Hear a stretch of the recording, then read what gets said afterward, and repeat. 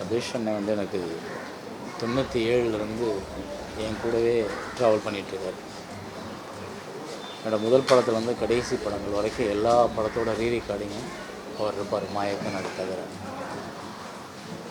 அவரோட ஈடுபாடு, அவர் சினிமா மேலே அந்த இசை மேலே வச்சுருந்த பக்தி, இசை மேலே வச்சுருந்த ஒரு ஆர்வம், ஆட்டோகிராஃப்லாம் அந்த இன்டர்வல் சீனில் அவரோட வாய்ஸ் ஒன்று இருக்கும், வீறிட்டு கத்தி அழுகிறது மாதிரி. அந்த வாய்ஸ் அவர் தான் பின்னணியில் பாடியிருப்பார். அந்த வாய்ஸ் கேட்கும்போது எனக்கு பயமாக இருக்கும், இது என்ன இப்படி பாடுறாரு, இப்படி ஹை பிச்சில் ஒரு வாய்ஸ் போகுது, ஏதாவது ஆயிடுச்சுனா அப்படின்னு நினைப்பேன் நான்.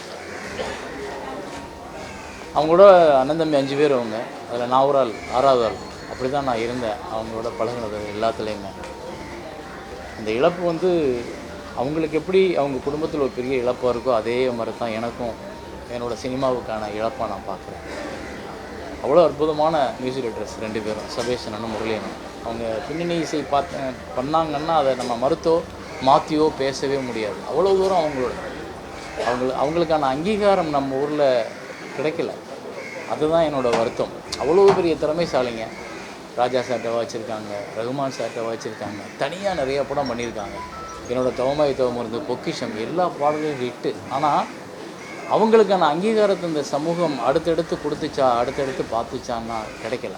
ஏன்னா இங்கே வந்து பந்தாவுக்கும் பகட்டுக்கும் அந்த நுனி நாக்கில் ஆங்கிலம் பேசுகிறவங்களுக்குள்ள மரியாதை வந்து சாதாரணமாக இருக்க மக்கள்கிட்டருந்து வர்ற எழுதுகிற அந்த திறமைக்கு கிடைக்கிறது இல்லை. அதுதான் நான் இப்போ அவரோட முகத்தை பார்க்கும்போது யோசிச்சுட்டே இருந்தேன். எத்தனை வருஷம், ஒரு கிட்டத்தட்ட 35-40 வருஷத்துக்கு மேலே அவங்க சினிமாவில் ட்ராவல் பண்ணியிருப்பாங்க பாருங்கள் கூட்டத்தில். ஆனால் அவரோட ஆன்மா சாந்தி அடையணும். அவங்க வீட்டில் இருக்கவங்க எல்லாருக்கும் என்னுடைய ஆறுதல்கள். அவருடைய பேரை தவமாய் தவமந்து இருக்கிற ஒரே ஒரு ஊருக்குள்ளே ஒரே ஒரு அப்பா அம்மா காலம் கடந்து சொல்லிக்கிட்டே இருக்கும். அது அவரோட குரலில் ஒவ்வொருத்தரையும் தன்னோட அப்பா அம்மாவை நினைத்து பார்க்க வச்ச ஒரு பாட்டு. ஸோ அவர் காலம் கிடந்தாலும், எத்தனை காலம் இருந்தாலும், நாங்கள்லாம் இருந்தாலும் இல்லைனாலும் அவரோட குரல் பதிவாகிக்கிட்டே இருக்கும்.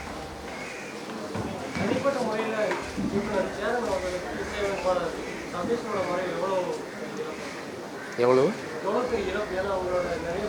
அதுதான் நான் இப்போ சொன்னேன். என்னோடய 97லேருந்து நான் இப்போ வரைக்கும் உள்ள படங்களில் 75-80% படங்களுக்கு அவர் தான் ரீரெக்கார்டிங் பண்ணியிருக்காரு.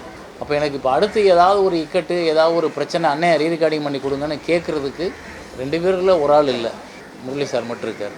எங்களை விட முரளி சாருக்கு தான் பெரிய இழப்பு. என்னென்னா இந்த சபேஷ் முரளி அப்படின்ற பேரில் இருக்கிற கம்பீரம் இப்போ முரளின்னு சுருங்கும் பொழுது அவருக்கு எவ்வளோ பெரிய வருத்தத்தை உருவாக்கும், எவ்வளோ பெரிய இழப்பை உருவாக்கும்.